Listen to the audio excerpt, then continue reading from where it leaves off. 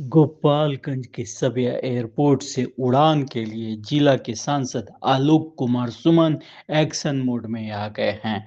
उन्होंने इस एयरपोर्ट को बनवाने के लिए मोर्चा संभाल लिया है।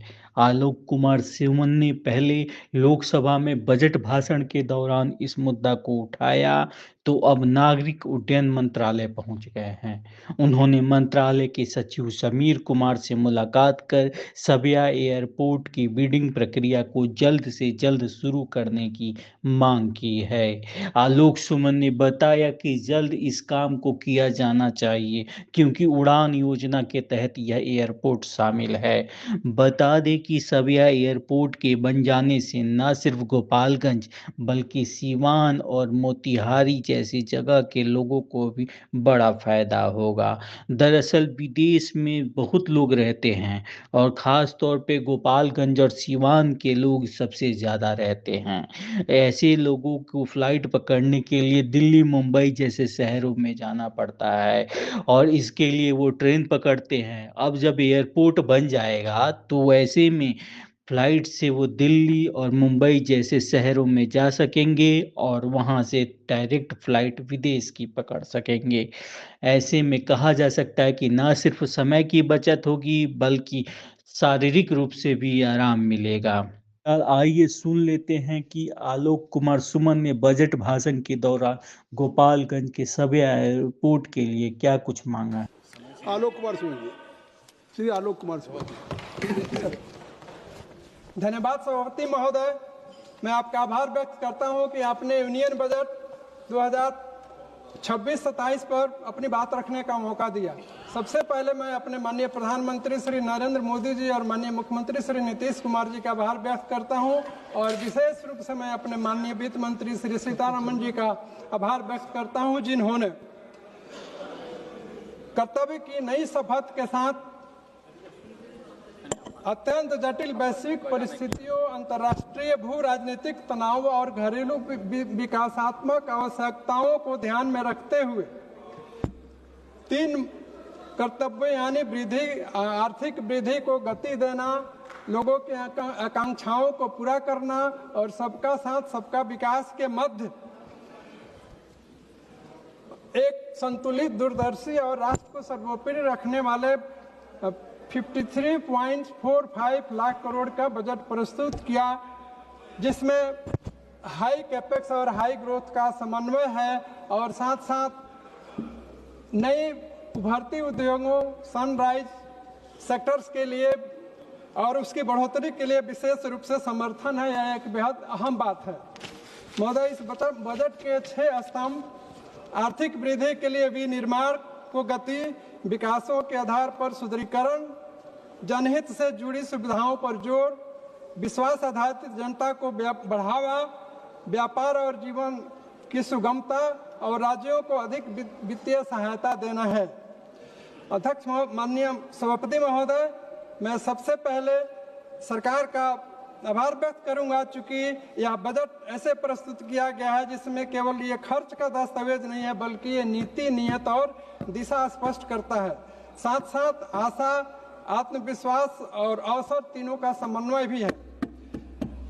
महोदय, मैं सबसे पहले सरकार द्वारा प्रस्तावित 12.2 लाख करोड़ की पूंजीगत व्यय की सराहना करना चाहता हूं, जो जीडीपी के 4.4% है। यह प्रावधान परिवहन अवसंरचना, ऊर्जा क्षेत्र, डिजिटल कनेक्टिविटी और शहरी ग्रामीण ढांचे को सुदृढ़ करने में सहायक सिद्ध होगा। महोदय, सबसे महत्वपूर्ण बात यह है कि यह व्यय रोजगार को बढ़ावा देगा और अवसर को बदलेगा। माननीय सभापति महोदय, सरकार ने इस बजट में वित्तीय घाटे को 4.3% जीडीपी तक रखने का लक्ष्य रखा है। यह दर्शाता है कि सरकार विकास भी चाहती है, सरकार कल्याण भी चाहती है, लेकिन भविष्य की पीढ़ियों को कर्ज का बोझ भी नहीं डालना चाहती। आर्थिक विकास महोदय तभी सार्थक है जब हमारे नागरिक स्वस्थ हों। इसी सोच के साथ बजट 2026-27 में स्वास्थ्य क्षेत्र को विशेष रूप से प्राथमिकता दी गई है।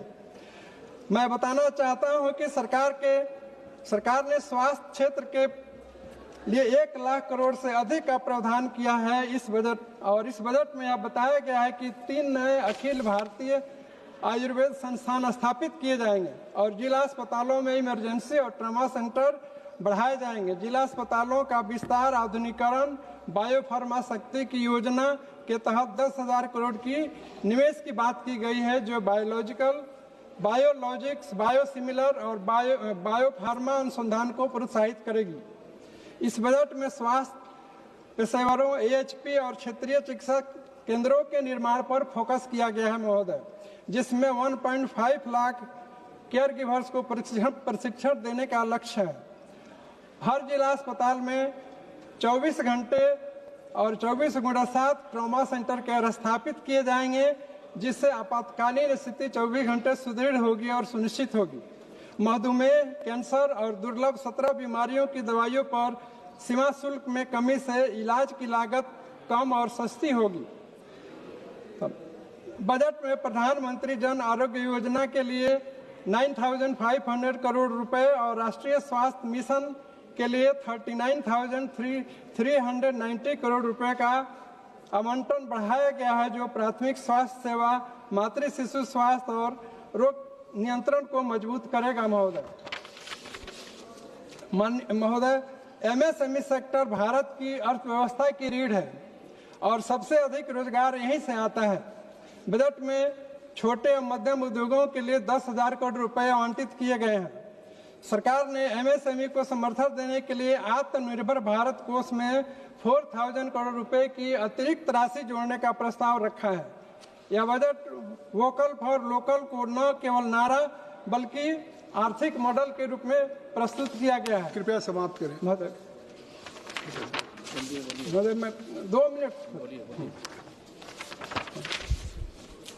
महोदय, मैं इस अवसर पर अपने माननीय वित्त मंत्री जी का ध्यान अपने संसदीय क्षेत्र गोपालगंज की तरफ आकृष्ट करना चाहता हूं, जहां एक सबिया एयरपोर्ट है और जो 2020 से ही उड़ान योजना में शामिल किया गया है, लेकिन अभी तक इसकी बिडिंग की प्रक्रिया नहीं हो पा रही है और आर्थिक संरचना नहीं तैयार हो पा रहे हैं, जिसके कारण परियोजना धरातल पर उतरने में विलंब की शिकार हो रही है।